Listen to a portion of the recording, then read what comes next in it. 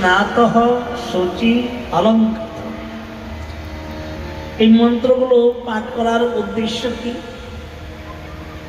যেমন পূর্বকালে রাজেশ্বরগণ যুদ্ধে গেলে কবচ পরিধান করে।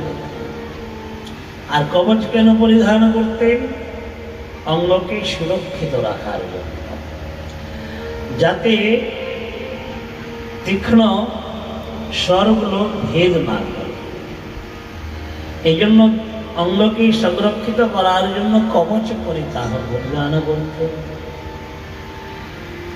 কিন্তু ভক্তগণের অঙ্গে যে দ্বাদশটি তিলক, দ্বাদশ অঙ্গে তো ভগবানের অনন্ত নাম থাকা সত্ত্বেও তিনার 12টি নামে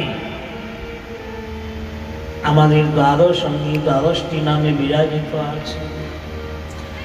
যদি কোনো মহান প্রারব্ধ কর্ম থাকে তবে কিছুটা অল্পের মধ্যে কেটে যাবে, না হলে সেই রোগ শোক অতটা হয় না। কিন্তু হয় না এ কথা বলা যাবে না। এই জন্যই হয়, মনে করো আপনারা যখন হোমিওপ্যাথি ওষুধ খাওয়া সেবন